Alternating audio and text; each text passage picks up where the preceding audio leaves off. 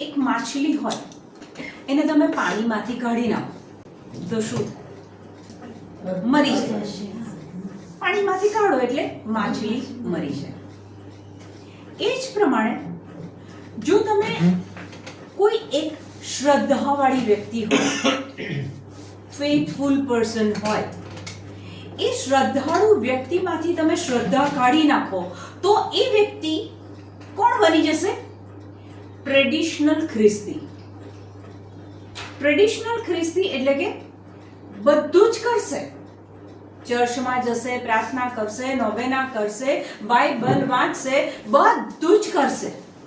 પણ એ વ્યક્તિ જેની અંદર શ્રદ્ધા નથી, એ વ્યક્તિ વિક્ટોરિયસ લાઈફ નહીં જીવી શકે, સફળ જીવન નહીં જીવી શકે, વિજયી જીવન નહીં જીવી શકે. ફરોશીઓને જો તમે બાઇબલમાં વાંચ્યું હોય તો એ લોકો ધાર્મિક હતા, પણ એમના જીવનમાં એ લોકો વિજયી નહોતા. એ તો નિયમ પ્રમાણે જીવે અને એમના અનુસાર નિયમ પાડો તો કહે છે કે બધા નિયમ પાડો તો કહે છે કે તમને અનંત જીવન મળે, મુક્તિ મળે. એ લોકો ધાર્મિક ખરા પણ શ્રદ્ધા નહોતી. આપણે લોકો, નવા કરારના લોકો, ઈસુના મૃત્યુ પછી, ઈસુના પુનરુત્થાન પછી બધું જ આપણને પ્રભુએ આપી દીધું છે. પણ ઘણા લોકો એમના જીવનમાં કમી મહેસૂસ કરે છે. સ્વાસ્થ્યની કમી, પૈસાની કમી, સારા સંબંધોની કમી, હસબન્ડ વાઈફ વચ્ચે સારા સંબંધોની કમી, આ બધું જીવનમાં એ લોકો મહેસૂસ કરે છે. તો એ બધામાં વિજયી થવું હોય, એ બધી વસ્તુઓ આપણને આપણી લાઈફમાં જોઈતી હોય. કારણ કે ઘણીવાર આપણે આપણા મિત્રને જોઈએ, આપણા ચર્ચમાં કોઈને જોઈએ તો આપણે જોઈએ કે આ વ્યક્તિ તો હંમેશા વિજયી જીવન જીવે છે, આનંદિત જીવન જીવે છે. આના મોઢા પર તો કોઈ દિવસ દુઃખ કે આંસુ એના આંખમાંથી નીકળતા નથી. અને તમે તમારા જીવનને તપાસો તો ખબર પડે કે ભલે હું લોકોની આગળ બહુ હસતું મોં બતાવું છું, પણ અંદર તો હું દુઃખી છું, બીમાર છું. તો ત્યાં માનો કે આપણને વિજય મેળવવો છે બીમારીમાંથી, રોગોમાંથી, દુખાવામાંથી, ખરાબ સંબંધોમાંથી, ગરીબીમાંથી, બધામાંથી આપણને વિજય મેળવવો છે. તો શું કરી શકાય અથવા એ કેવી રીતના બાઇબલ અનુસાર પોસિબલ છે? તમે શું કરો કે તમે વિજયી જીવન જીવી શકો? શ્રદ્ધા નીકળી જાય એ વ્યક્તિ ટ્રેડિશનલ ખ્રિસ્તી બની જાય. જેના જીવનમાં બધું જ હોય પણ વિજય ના હોય, પરિણામો ના હોય, રિઝલ્ટ્સ ના હોય, જોઈતી બાબતો ના મળે. તો એવું તો શું હોય કે જેના કારણે એ જોઈતી બધી જ વસ્તુઓ આપણે જીવતા જીવ અહીંયા ભોગવી શકીએ? અનંત જીવન તો છે જ. એક વસ્તુ યાદ રાખો, ફિલિપી 3:20, સ્વર્ગ એ તો આપણું મૂળ વતન છે, એ તો છે જ. એટલે ક્યારેય એ વસ્તુ માટે નહીં વિચાર કરવાનો કે શું થશે. વચન કહે છે કે આપણે સ્વર્ગના નાગરિક છીએ. તો અહીંયાથી પ્રાણ નીકળ્યા પછી તો કન્ફર્મ છે ક્યાં જવાના છીએ, પણ જેટલા વર્ષો પૃથ્વી પર રહેવાનું છે એમાં વિજય થઈને કેમ ના જીવીએ? 1 યોહાન 5:4, કારણ ઈશ્વરનું એકે એક સંતાન સંસાર ઉપર વિજયી થાય છે. કે ઈશ્વરનું એક એક સંતાન જો મારા ચર્ચમાં, મારા મિત્ર વર્તુળમાં, મારા સગામાં કોઈ એક વ્યક્તિ હંમેશા વિજયી જીવન જીવે છે તો ફક્ત એના માટે નથી, સંસારનું એક એક વ્યક્તિ. વચન કહે છે, ફરીથી વાંચો, કારણ ઈશ્વરનું એકે એક સંતાન સંસાર ઉપર વિજયી થાય છે જ. હા, પછી સંસારનો પરાભવ કરી વિજયી થનાર આપણી શ્રદ્ધા છે. આપણી શ્રદ્ધા છે. હવે આ પર્ટિક્યુલર આ વચનમાં મને અંગ્રેજી NKJV નું ભાષાંતર વધારે ગમે છે. For whatever is born of God, Wait. Whatever is born of God overcomes the world. For whatever is born of God overcomes the world. And this is the victory This is the victory that has overcome the that world, has overcome the world, our faith. our faith. આ ભાષાંતર આપણને એમ કહે છે કે whatever is born of God, જે કોઈ પ્રભુથી જન્મ્યું છે, પ્રભુથી જન્મ્યું છે. આ શબ્દ ગુજરાતી ભાષાંતરમાં નથી. અહીંયા આપણને ક્લિયર થાય છે જે પ્રભુથી જન્મ્યું છે, પછી આગળ whatever is born of God Overcomes the world. overcomes the world. Overcome એટલે એમાંથી બહાર આવે છે. દુખાવો છે તો દુખાવામાંથી બહાર આવે છે. પતિ પત્નીના સંબંધ ખરાબ છે તો એમાંથી બહાર આવે છે. આર્થિક પ્રશ્નો છે તો કે એમાંથી બહાર આવે છે. Whoever is born of God overcomes the world. And this is the victory This is the victory that has overcome the that world, has overcome the world. our faith. Our faith, આપણી શ્રદ્ધા.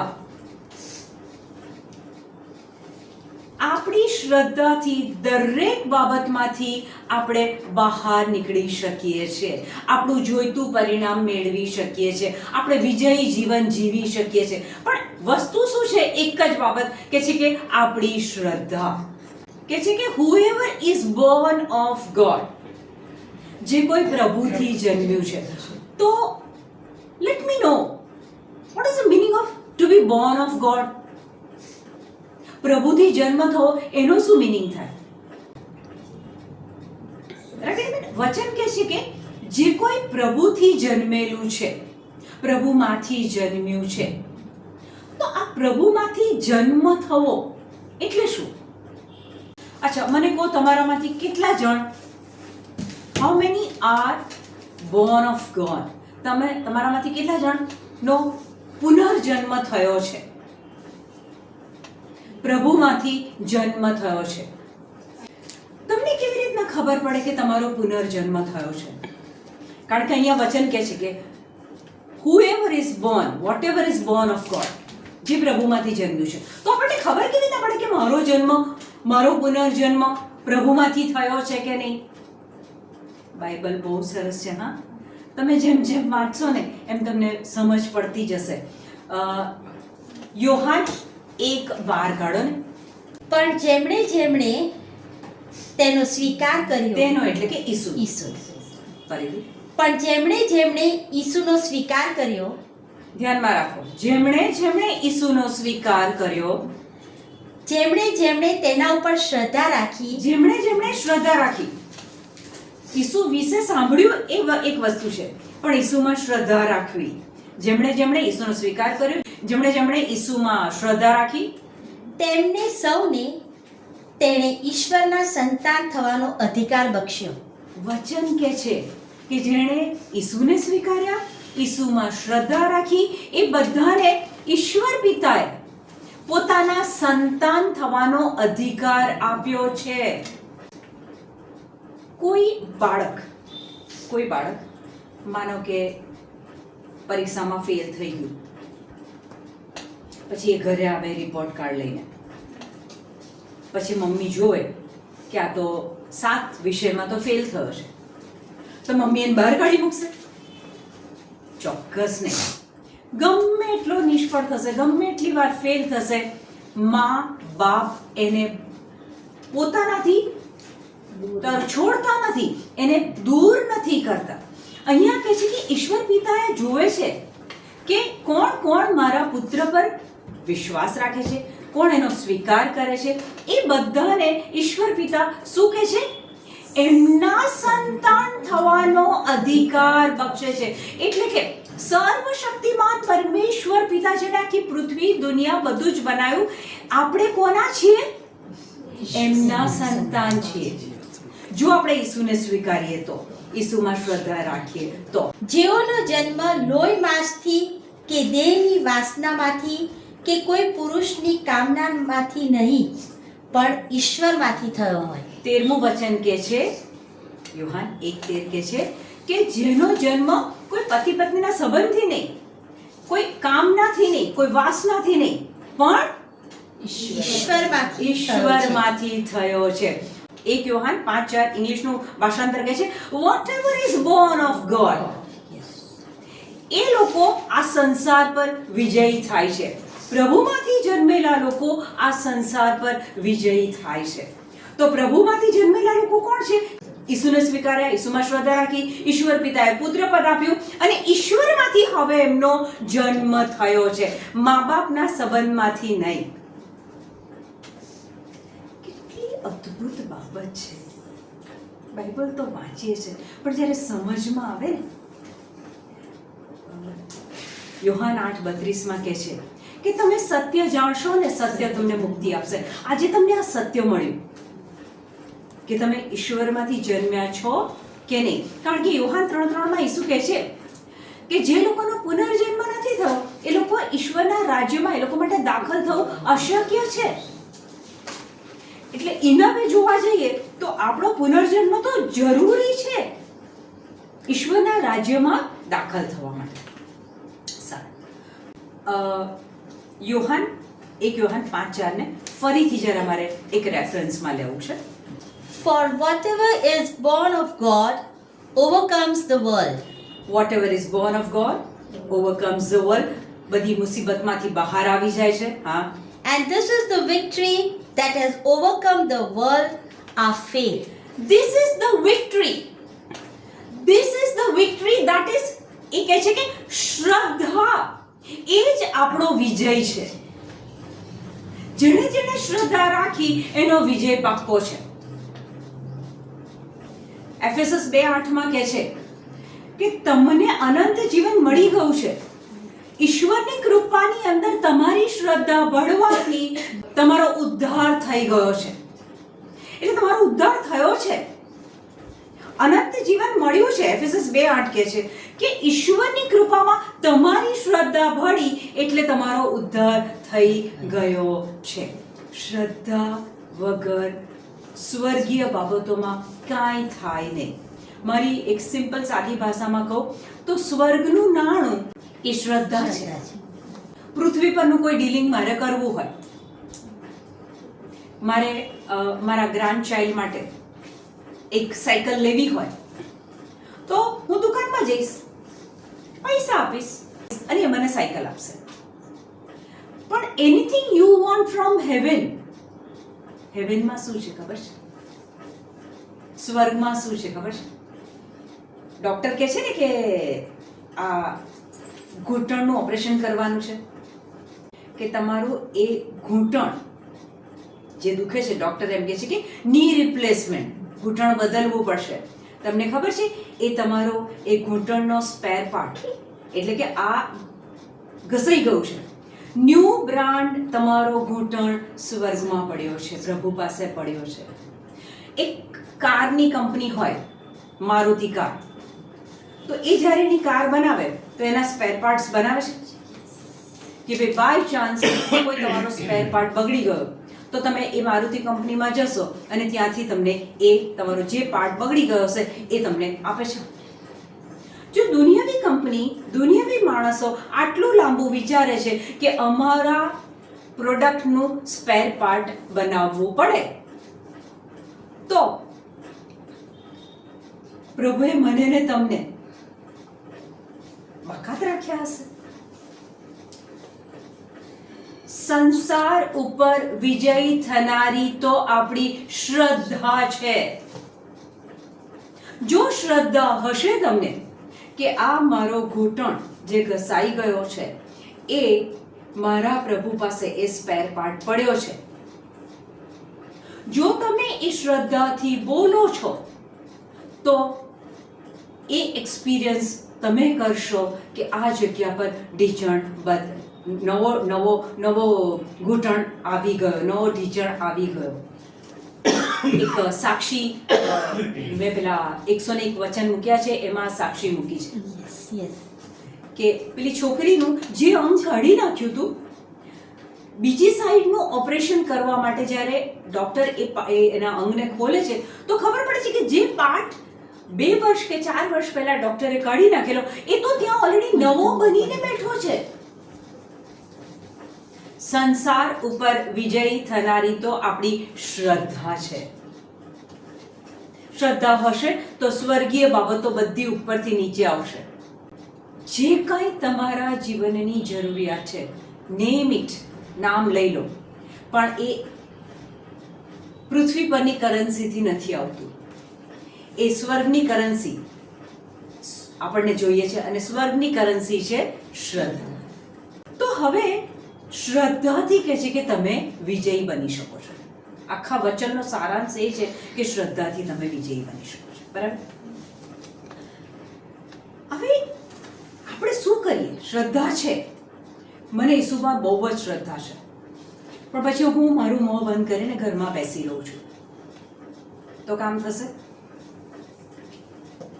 હું નથી Bible વાંચતી, નથી વચન બોલતી, મને શ્રદ્ધા છે, પણ હું કોઈ કર્મ એના અનુસાર બાઇબલના વચન નથી બોલતી, કે પ્રાર્થના નથી કરતી, કે ઈસુ સાથે મારો સંબંધ નથી, કે મને વચન ખબર નથી, તો મને કઈ પરિણામ મળે? ના મળે.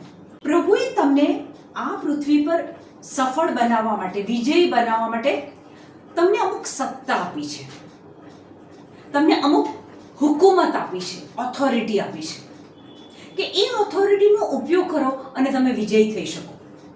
દાખલા તરીકે, રમેશભાઈ, તમારું ઘર ખુલ્લું હોય અને તમારા ઘરમાં એક કૂતરું આવે, તો તમે એ કૂતરાને અંદર બેસવા નહીં દો.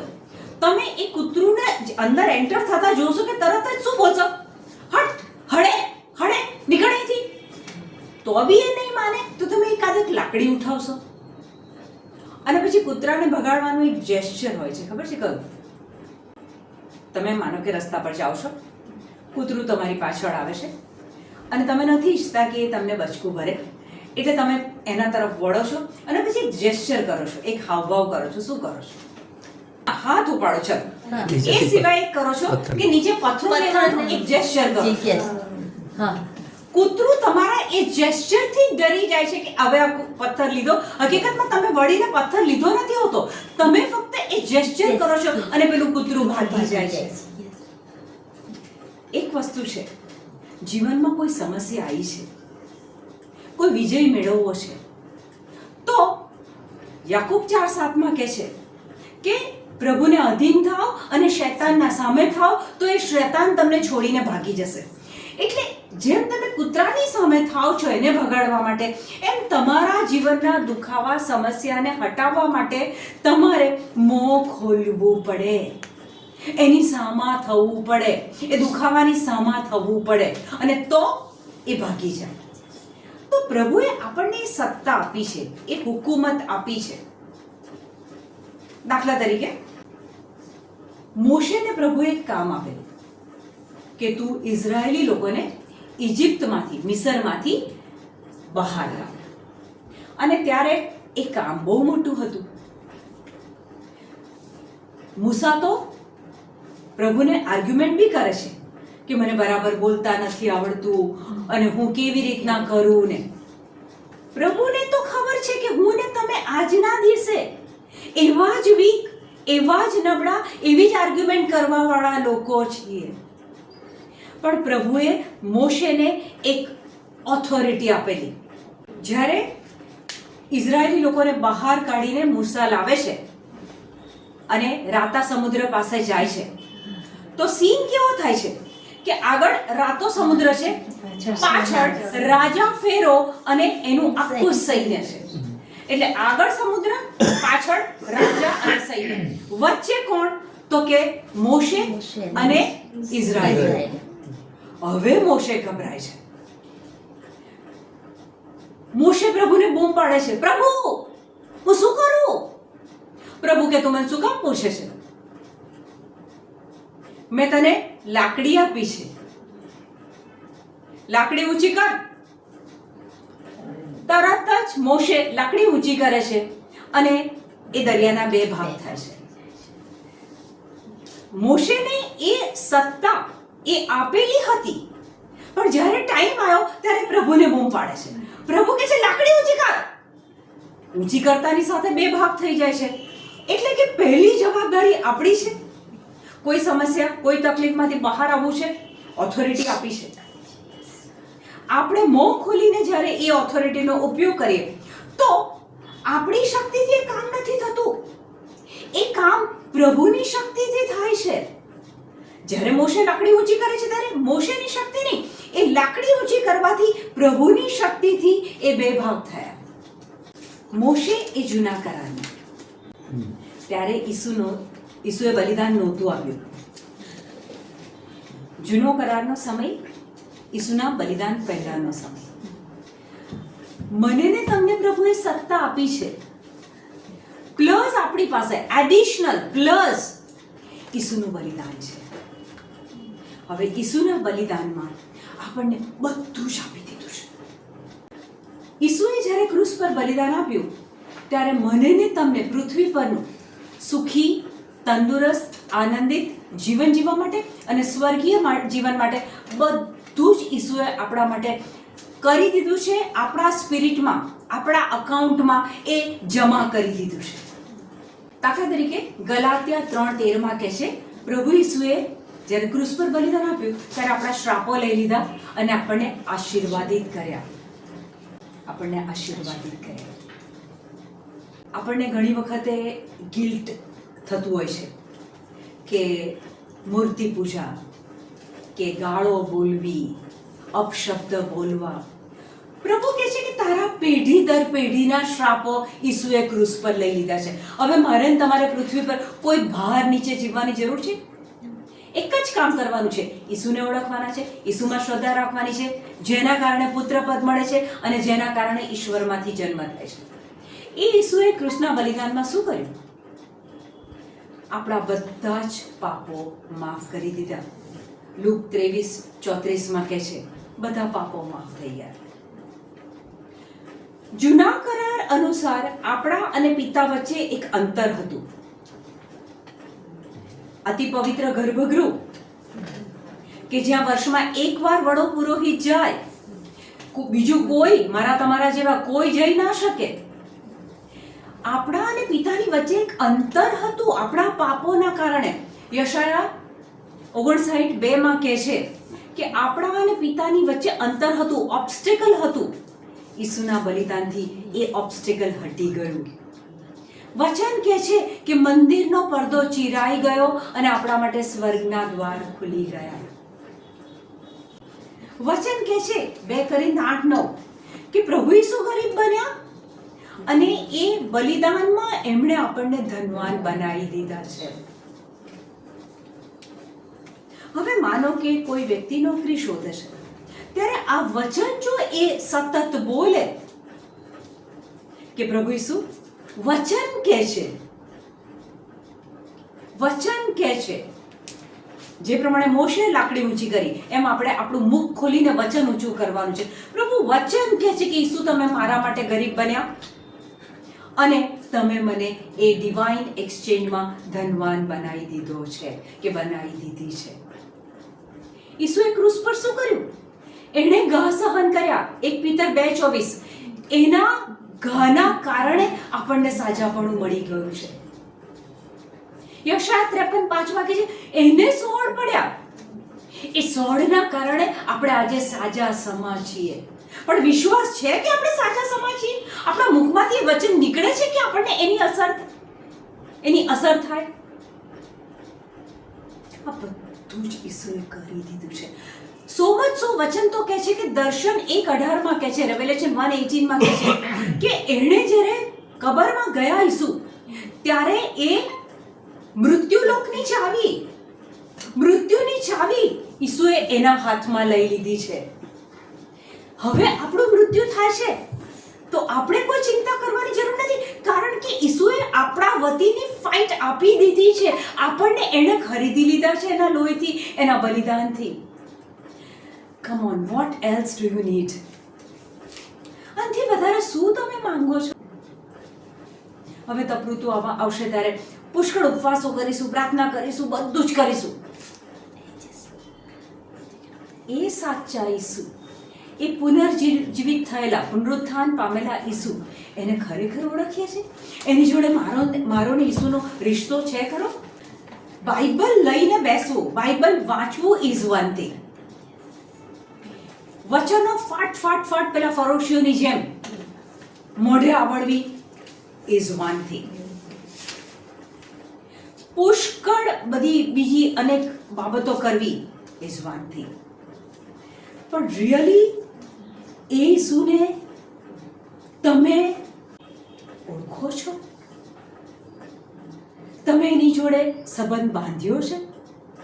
ઘણી વખતે તમે રાત્રે પ્રાર્થના નથી કરતા તો તમને અડધી રાત્રે યાદ આવે કે આજે મેં પ્રાર્થના નથી કરી, તો યુ ફીલ ગિલ્ટી.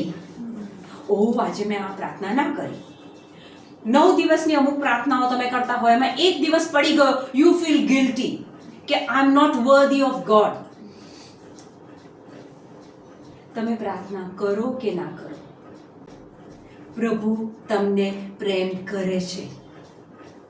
હજી આપણે વચન કે છે, હજી આપણે પાપી હતા ત્યારે જ એને બલિદાન આપી દીધું છે. મારા ને તમારા પાપો એને લઈને એ તો પાપ બની ગયો, આપણને મુક્ત કરી દીધા છે. પણ આપણને આ બાબત બહુ અઘરી લાગે છે સ્વીકારવી. પુનર્જન્મ થઈ ગયો છે, રીબર્થ થઈ ગયો છે, પણ તમને શું લાગે છે?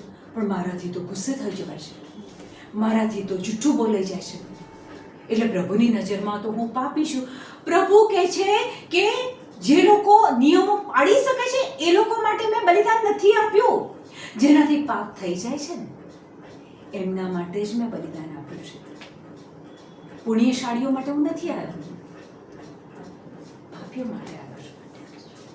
તો આ બધું તો પ્રભુએ આપણને આપી દીધું છે. તંદુરસ્તી, પાપમાંથી મુક્તિ, શ્રાપમાંથી મુક્તિ, ગરીબીમાંથી મુક્તિ, આ બધું તો આપણને આપી દીધું છે. અને એ ઉપરાંત આપણને સત્તા પણ આપી છે. જેમ મોશેને લાકડી આપેલી એમ આપણને પણ સત્તા આપી છે. આપણે એને જોઈએ, સત્તાને જોઈએ કે જેથી આજથી અહીંયાથી ગયા પછી નહીં, અહીંયા ક્લાસમાં જ આજે એ ડેમોન્સ્ટ્રેશન આપણે જોઈશું કે તમે બોલો અને થાય છે. ઓકે, આપણને પ્રભુએ સત્તા આપી છે. જેમ મોશેને લાકડી આપેલી એમ આપણને પણ સત્તા આપી છે. ખોલો લૂક 10:19. અચ્છા, એ વચન લઈએ પહેલા. મેં કીધું એ પ્રમાણે સ્વર્ગમાં તો શાંતિ છે, તંદુરસ્તી છે, આનંદ છે, કોઈ વાતે દુઃખ નથી, કોઈ દુખાવો નથી, કોઈ રોગ નથી. પણ એની વિરુદ્ધમાં પૃથ્વી ઉપર દુખાવા છે, રોગો છે, સંબંધોમાં અનમન છે, વ્યભિચાર છે, પાપો છે, ખૂન ખરાબો છે, બધું જ પૃથ્વી પર છે. વિજય મેળવવાનો છે પૃથ્વી પર. જ્યારે આપણે સ્વર્ગમાં જઈશું ત્યારે તો આપણી સત્તા વાપરવાની જરૂર જ નથી. ત્યાં તો આપણે પ્રભુ સાથે ના દુઃખ, ના કોઈ સતામણી, કશું જ નહીં. આપણને આપણી સત્તા સ્વર્ગમાં વાપરવાની જરૂર નથી. પ્રભુએ આપણને આ સત્તા આપી છે કે પૃથ્વી પર તમે આ બધાની ઉપર ઓવરકમ કરો, તમારી સત્તાનો ઉપયોગ કરો. એટલે જ્યાં સુધી જીવીશું ત્યાં સુધી આપણને આ જેમ મોશે લાકડી ઊંચી કરી એમ આપણે આ સત્તાનો ઉપયોગ કરવો પડે. જો વિજયી જીવન, વિક્ટોરિયસ જીવન જીવવું હોય તો. બાકી પછી ટ્રેડિશનલ ખ્રિસ્તી, પ્રભુ આપો ને, પ્રભુ કરો ને, ફાધર પ્રાર્થના કરજો, સિસ્ટર પ્રાર્થના કરજો. પ્રભુએ ઈસુ આપણને ધાર્મિક બનાવવા નતા આવ્યા. એક વસ્તુ સમજી લો, ઈસુ આપણને ધાર્મિક બનાવવા નતા આવ્યા. ઈસુ આપણને વિક્ટોરિયસ બનાવવા આવ્યા હતા, વિજયી બનાવવા આવ્યા હતા કે મારા બાળકો છો તો મારી જેમ આ રીતે જીવો. ઈસુ પેલા આંધળાને એક જ વાર કે તું દેખતો થઈ જા, ને પેલો દેખતો થઈ જાય. આપણને આ બોલતા બી ડર લાગે છે. ડર તો પછી આપણે એવું સમજીએ છીએ કે આ તો ઈસુ બોલ્યા એટલે થાય, આપણાથી તો કેવી રીતના થાય. અગ્રી? પ્રેષિતો, અપોસ્ટલ્સ બધા જે હતા એ ઈસુ જેવું પાછળથી કરતા હતા. પાછળથી એટલે કે ઈસુનું પુનરુત્થાન થયું અને પછી જ્યારે પ્રેષિતોએ કામ શરૂ કર્યું તો એ સાજાપણું આપતા હતા, મરેલાને સજીવન કરતા હતા. જો એ લોકો કરી શકતા હતા કારણ કે ઈસુએ ઓથોરિટી આપી હતી, તો એ જ બાઇબલ આપણી પાસે છે. પ્રભુએ આપણને પણ એ સત્તા આપી છે. પણ આપણી તકલીફ ક્યાં છે ખબર છે? આપણે આપણી જાતને એ લાયક ગણતા જ નથી. ઘણી વખતે આપણે એવું થાય છે કે હું કહું ને ના થાય તો, 4 જણ બેઠા હોય, હું કહું ને ના થાય તો. પણ હિંમત કરીને તો જુઓ, કારણ કે જ્યારે મોશે લાકડી ઉઠાવે છે ત્યારે શક્તિ મોશેની નથી, એ પ્રભુની છે. જ્યારે હું ને તમે મોં ખોલીશું તો શબ્દો આપણા હશે, પણ શક્તિ કોની કામ કરશે? પ્રભુની. લૂક 10:19. અને જુઓ મેં તમને ઈસુ તમને ને મને આજે કહે છે, હા, મેં તમને સર્પો અને વીંછીઓને સર્પો એટલે સાપ અને વીંછીઓને અને દુશ્મનની બધી સત્તા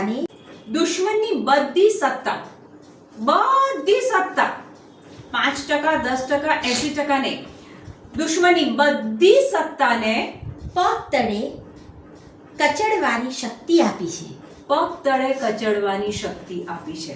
આપણે કોઈ માણસને જોઈ લઈએ કે એને દુષ્ટ આત્મા વળગ્યો છે. પેલા કાળી ચૌદસના દિવસે આપણે ટ્રાવેલ કાર ચલાવતા હોય કે એક્ટિવા પર જતા હોય તો પેલું રસ્તાની વચ્ચે પેલું લાલ કશું હોય ને બધું, હા, પછી આપણે ધીરે ને આપણી કાર કે એ વાળી લઈએ. વચન કે છે કે મેં તને સર્પોને અને વીંછીઓને અને દુશ્મનની બધી સત્તાને પગ તળે કચડવાની શક્તિ આપી છે. આપણને ખબર છે કે આ શક્તિ આપણી પાસે છે. આપણને એ જ ખબર નથી કે આપણા અકાઉન્ટમાં ઈસુએ શું કઈ બાબતો જમા કરી છે. ઓલરેડી શક્તિ છે તમારી પાસે, આપણે ઉપયોગ કોઈ દિવસ એનો કર્યો નથી. અને કશાથી તમારો વાળ સુદ્ધા વાંકો નહીં થાય. કે છે કે મેં તમને સર્પોને અને વીંછીઓને અને દુશ્મનની બધી સત્તા પગ તળે કચડવાની શક્તિ આપી છે, અને એ કરશો ત્યારે તમારો વાળ સુદ્ધા વાંકો નહીં થાય. તમને ઘણા લોકો કોકના માથા પર હાથ મૂકીને પ્રાર્થના કરવાનું હોય ને તો એ માથાને હાથ નહીં અડાડે. કેમ? તો કે એ બધું મારામાં આવી જાય તો. દુષ્ટ આત્મા કડવાનો હોય તો વ્યક્તિ ડરે. કેમ? તો કે ભાઈ એ મારામાં આવી જશે તો. અહીંયા વચન કે છે, આપણા મુક્તિદાતા ઈસુ કે જેણે બલિદાન આપ્યું છે, એ આપણને કહે છે કે કશાથી તારો વાળ વાંકો નહીં થાય. તું કર તો ખરી, બોલ તો ખરી, મોઢામાંથી શબ્દ તો કાઢ. એક બીજું વચન કાઢો, સામ્સ 91 એમાં 13, સ્ત્રોત્ર સંહિતા 91 એમાં 13 કાઢો. સિંહને કચડી કાઢી રસ્તે હું ચાલવાનો, એકડ એરું સાપ ઝેરીલા પગથી રોડી જવાનો. પ્રભુ કહે છે સિંહ, સાપ બધું જ તમે પગની નીચે કચડી શકો છો. સંસાર પર વિજય થનાર તો આપણી શ્રદ્ધા છે. એક વંદો આવે ને લેડીઝ કુદાકૂદ કરે, પછી સાપ અને અજગર ને પેલું શું વીંછી કેવી રીતના, બરાબર? પણ સત્તા આપી છે કન્ફર્મ. હજી પણ એક વચન છે કે ઉત્પત્તિ 1:26 કે છે કે માછલા પર ને પૃથ્વી પરની બધી જ બાબતો પર પ્રભુએ આપણને હુકુમત આપી છે. ઉત્પત્તિ 1:26. એટલે દરેક જગ્યાએ બતાવે છે કે આપણી પાસે સત્તા તો છે જ. ઓકે, આટલું અહીંયા સુધી ક્લિયર થયું? અહીંયા સુધી ક્લિયર છે? હવે એક સ્ટેપ આગળ લઈ જશું. માનો કે પ્રિયલને એક્ટિવા ખરીદવું છે. તો પ્રિયલ કહે છે કે પુષ્પા આંટીએ શીખવાડ્યું છે કે ફેથથી તમે બધું કરી શકો છો. સંસાર પર વિજય થનાર તો કહે છે કે તમારી શ્રદ્ધા છે. એટલે એક દિવસે પ્રિયલ ઉઠે છે અને એ હોન્ડાના શોરૂમ પર જાય છે અને પછી ત્યાં જઈને પેલા માણસને કહે છે કે મારે એક એક્ટિવા જોઈએ છે. એટલે પેલા ભાઈ પ્રિયલની સામે જોવે છે, પછી કહે છે કે ક્યારે લેવું છે? તો કે હમણાં જ લેવું છે, અત્યારે લઈને જ જવું છે. અને પછી પ્રિયલ પેલા ભાઈને કહે છે મને પૂરી શ્રદ્ધા છે કે મને એક્ટિવા મળશે.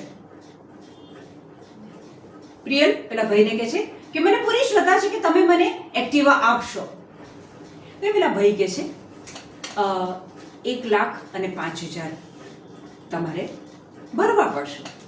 એટલે પ્રિયલ કહે છે ના, મારી શ્રદ્ધાથી મારે એક્ટિવા લેવું છે, તો એક્ટિવા મળશે?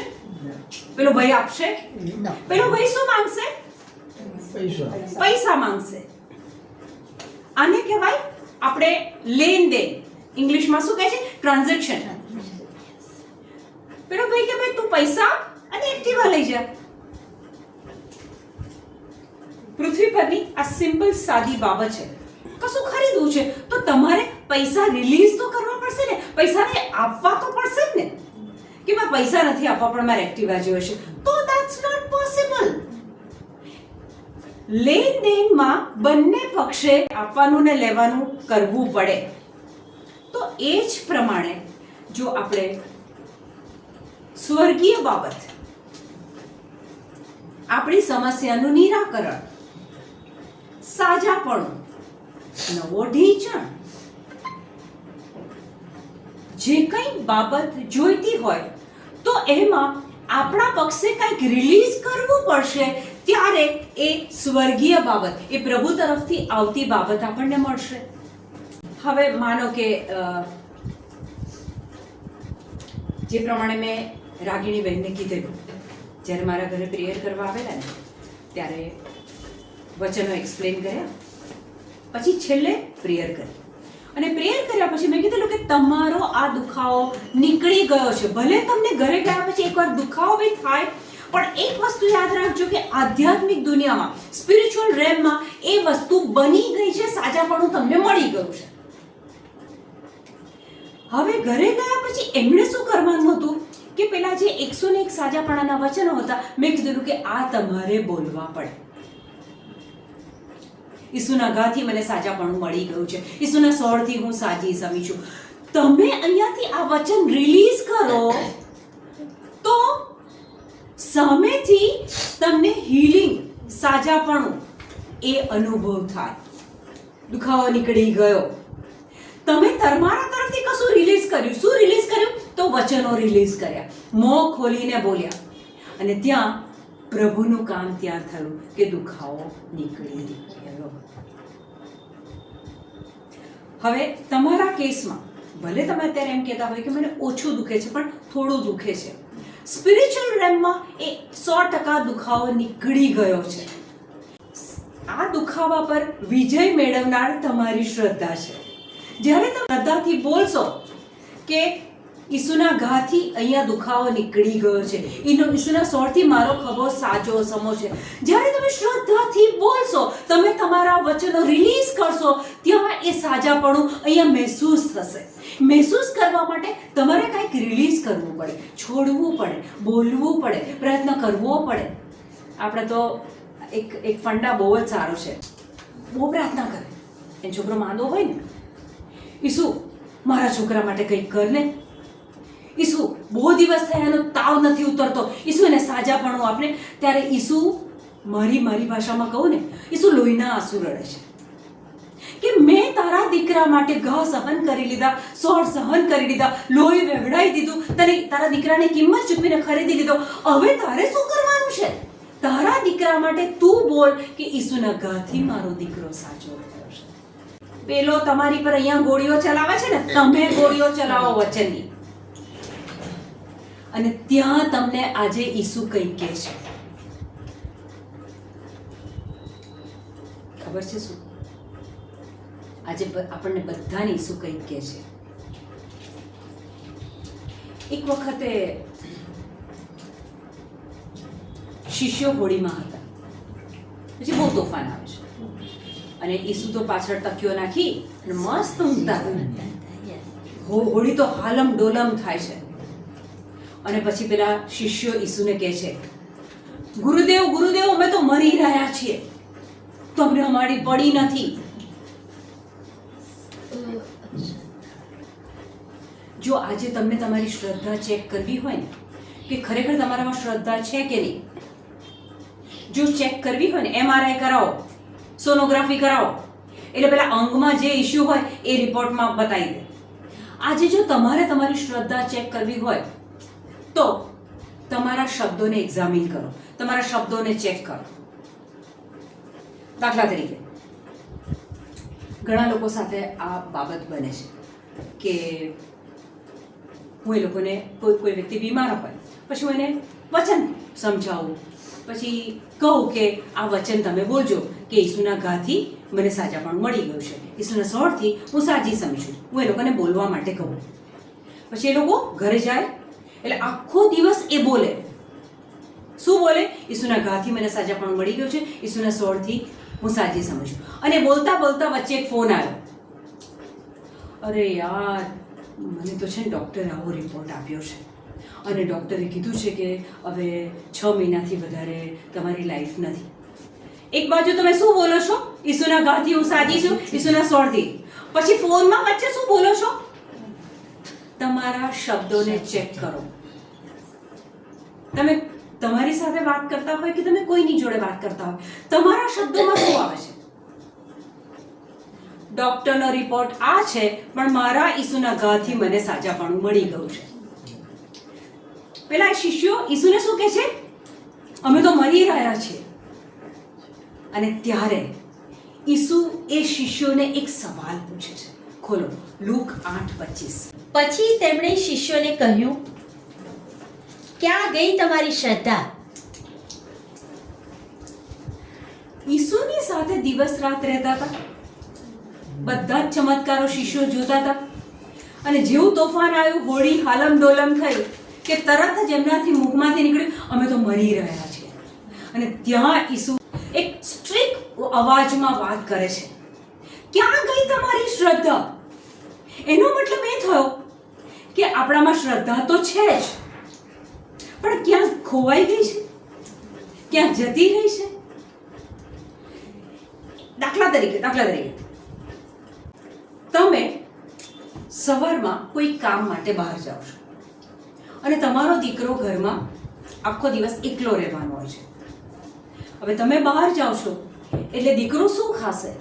તો પછી આ મમ્મી શું કરે છે? નીકળતા પહેલા એ દીકરાને 1000 રૂપિયા આપે છે અને શું કહે છે કે બેટા તું ઓર્ડર કરીને કશું મંગાવીને ખાઈ લેજે, ભૂખ્યો રહીશ નહીં. હવે તમે એને 1000 રૂપિયા આપ્યા, તમે બહાર ગયા અને સાંજે તમે પાછા આવો છો અને તમારો દીકરો ચોધાર આંસુએ રડે છે અને પેટ પર હાથ મૂકીને કહે છે, મમ્મી મને બહુ ભૂખ લાગી છે, મમ્મી મને બહુ ભૂખ લાગી છે. તો તમારો પહેલો પ્રશ્ન શું હશે કે મેં તને 1000 રૂપિયા આપ્યા હતા, એનું શું કર્યું હતું? એ ક્યાં છે 1000 રૂપિયા? પૂછો કે નહીં? કેમ? કારણ કે તમે પ્રોવિઝન આપ્યું છે ને. તું ભૂખ્યો ના રહે એટલે તું 1000 રૂપિયા લે. પણ જો તું ભૂખ્યો હોય તો સવાલ તમે પૂછવાના છો કે તારા 1000 રૂપિયા ક્યાં ગયા? પ્રભુ આજે તમને ને મને પૂછે છે કે જો શરીરની તકલીફ છે, જો કુટુંબમાં તકલીફ છે, કોઈ સમસ્યા છે, કોઈ ગરીબી છે, કોઈ પણ બાબત છે, તો ઈસુ આપણને પૂછે છે ક્યાં ગઈ તારી શ્રદ્ધા?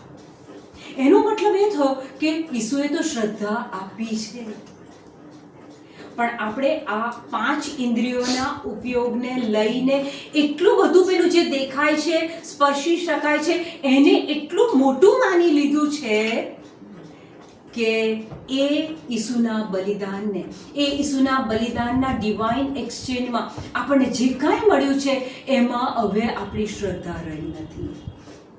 ઈસુ તો ઊભા થાય છે, તોફાનને વાળે છે, પવનને વાળે છે, વરસાદને બંધ કરે છે. એ ઓથોરિટીનો એ ઉપયોગ કરે છે અને ત્યાં ઈસુ મને તમને શીખવાડે છે કે દુખાવો થાય ત્યાં ઓથોરિટી વાપરો. છેલ્લા 4-5 દિવસથી માથું પુષ્કળ ભારી લાગે, મને હેવી ફીલ થાય અને મારું જે ફિઝિકલ મૂવમેન્ટ છે એ મને કરવાનું મન ના થાય, મને થાક લાગે. એટલે 1-2 દિવસ તો મેં એને અવોઇડ કરી, મેં એ વસ્તુને ધ્યાન પર ના લીધું. પછી 3-4 દિવસ થયો ને પછી એ વધી ગયું. પરમ દિવસે સવારે હું એઝ યુઝ્યુઅલ મારા ટાઈમ પર ઉઠી પ્રાર્થના કરતી હતી, બાઇબલ વાંચતી હતી. તો ના પ્રાર્થના થાય, ના બાઇબલ વંચાય, ના અક્ષર વંચાય, એટલું બધું મારું માથું દુખે કે હું વાંચી ના શકું. અને એકદમ મને એમ થયું કે આ મારી સાથે શું થઈ રહ્યું છે. એકદમ હું બેઠી થઈ ગઈ અને મારા શરીરને મેં હુકમ આપ્યું મારા શરીરને મેં હુકમ આપ્યો, મારું શરીર ઈસુના નામમાં હું તને હુકમ આપું છું કે પૂરી તંદુરસ્તીથી કામ કર. મારા શરીરમાં રહેલો દુખાવો અત્યારે ઈસુના નામમાં નીકળ અને જા જઈને દરિયામાં પડ. મેં હુકમ આપ્યો. અહીંયા હાથ મૂક્યો અને મેં કીધું અહીંયા રહેલો દુખાવો અત્યારે નીકળ અને જા જઈને દરિયામાં પડ. અને વિધિન 30 સેકન્ડ્સ હું એટલી ફ્રેશ થઈ ગઈ કે મારું નોર્મલ બધું જ હું એક્સપિરિયન્સ કરી શકી. માર્ક 11:23 ત્યાં ઈસુ કહે છે આ પર્વતને કહો કે ઉઠ અને જા જઈને દરિયામાં પડ. અને જો તમારામાં શ્રદ્ધા હશે કે હું જે કહું છું તે થશે તો તમે કહેશો તો અચૂક થશે. અને એ દિવસે એક્ઝેક્ટલી મારી સાથે એ બાબત બની. સત્તા છે આપણી પાસે, તો આ સત્તાને વાપરવાની બાબત આવે, શ્રદ્ધાની બાબત આવે, શ્રદ્ધા એ સ્વર્ગીય નાણું છે એ બાબત આવે, તો આપણા પક્ષે બી કોઈક જવાબદારી બને છે. ઈસુએ તો બધું કરી દીધું, હવે આપણા પક્ષે પણ એક જવાબદારી આવે છે. કઈ જવાબદારી બતાવું તમને? માનો કે હું મારા ખેતરમાં જઈને સવારથી સાંજ પ્રાર્થના કરું, 40 ઉપવાસ કરું, અને ત્યાં મારા ખેતરમાં બેઠા બેઠા હું ઈસુને રડીને પ્રાર્થના કરું, ઈસુ અહીંયા એક આંબો ઉગાડો ને, ઈસુ આ મારા ખેતરમાં એક આંબો ઉગાડો ને. ઈસુ ઉગાડશે? નહીં, ચોક્કસ નહીં. તો પ્રભુ આપણને પ્રેમ નથી કરતા? કાર્ય તો કરવું પડે ને. માનો કે હું પ્રાર્થના કરીશ, રડીશ, ઉપવાસ કરીશ, બધું જ કરીશ, અને પછી એ કહું ઈસુને કહીશ કે અહીંયા આંબો ઉગાડો, તો ઈસુ આંબો નહીં ઉગાડી શકે. ઈસુને તો ઉગાડવો છે, એક નહીં તમારું આખું ખેતર ભરી દેવું છે, પણ ઈસુ નહીં કરી શકે. કેમ? કારણ કે તમારા પક્ષે એક જે કામ કરવાનું છે કે આંબા માટે એ જે ગોટલો એ વાવવો પડે. એ આપણે વાયો નથી, એ વાયા વગર આપણે એ પાકની અપેક્ષા રાખીએ છીએ, આંબાની અપેક્ષા રાખીએ છીએ, સાજાપણાની અપેક્ષા રાખીએ છીએ, શ્રદ્ધાની અપેક્ષા રાખીએ છીએ, તો ક્યાંથી આવશે આપણામાં? આપણે કાંઈક તો કરવું પડશે ને, કાંઈક તો કરવું પડશે ને. તો આ આંબો, આ ગોટલો ક્યાં છે? લૂક 8:11 વાંચો. હવે આ દ્રષ્ટાંતનો અર્થ એવો છે કે દ્રષ્ટાંત, ઈસુ પેલા 4 જમીનની વાત કરે છે આ દ્રષ્ટાંતનો અર્થ એવો છે કે બી એ ઈશ્વરની વાણી છે. બી એ ઈશ્વરની વાણી છે. કેરી જોઈએ છે તો ગોટલો વાવ, બાજરી જોઈએ છે તો બાજરી વાવ. સ્પિરિચ્યુઅલ બાબતો આપણને જોઈએ છે, સાજાપણું ને બધું જોઈએ છે, તો કે છે બી, એના માટે બી કયું?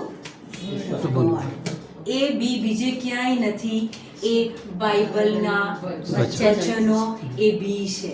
હવે રોજ બરોજના જીવનમાં બ્રેકફાસ્ટ વગર ના ચાલે, લંચ વગર ના ચાલે, ડિનર વગર ના ચાલે, પણ પ્રભુ વચન વગર ચાલે. આ આપણી મેન્ટાલિટી. આજે પ્રાર્થના નહીં થાય તો ચાલશે, વચનો નહીં બોલાય તો ચાલશે, તો પછી તમારા જીવનમાં એક પાક કેવી રીતના આવશે? જે જોઈએ છે એના માટેની આપણી બી એક જવાબદારી છે, આપણો બી એક ભાગ છે, અને એ છે કે રોજ બરોજ પ્રભુના વચનો આપણા હૃદયમાં, આપણા આત્માની અંદર વાવો.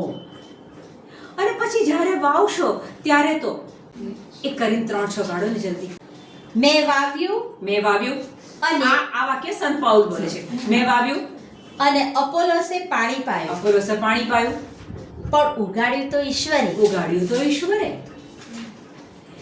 આજે આપણે આપણા હૃદયમાં પ્રભુ વચનના દાણા નાખીશું, નિયમિતતાનું પાણી આપીશું, ખાતર આપીશું, ઉગાડવાનું કામ મારું ને તમારું નહીં, એ પ્રભુનું. મોશે લાકડી ઊંચી કરે તો 2 ભાગ કરવાનું કામ મોશેનું નહીં, એ પ્રભુનું. એટલે આપણું બોલવું, આપણું વચન સાથે રહેવું, એ તો આપણી જવાબદારી છે. શ્રદ્ધા વધે કેવી રીતે? રોમ 10:17 કહે છે કે ખ્રિસ્તના સંદેશા સાંભળવાથી શ્રદ્ધા વધે છે. આજે તમે લોકો આટલા વખતે અહીંયા આવો છો, સાંભળતા સાંભળતા ધીરે ધીરે ધીરે એ શ્રદ્ધા વધી રહી છે. એ વધારવાનું કામ બી પ્રભુનું છે. વચન દ્વારા એ બધું થાય છે. પ્રભુની કોઈ પણ બાબત, સ્વર્ગીય કોઈ પણ બાબત પૃથ્વી પર લાવવા માટે આપણને સત્તા આપી છે, હકુમત આપી છે, ઓથોરિટી આપી છે. પણ આપણો ભાગ એ છે કે આપણે એ ઓથોરિટીને વાપરવી પડે. તો આ છે ઓથોરિટી, આ છે સત્તા. સહેજ બી દુખાવો થાય એને સહન નહીં કરવાનું, આંગળી મૂકવાની, એ નીકળ અહીંથી, ઈસુના નામમાં નીકળ, બોલો છો ને, બસ એ બોલવાનું. Thank you Jesus, praise you Jesus, amen. Praise the lord. Praise the Lord.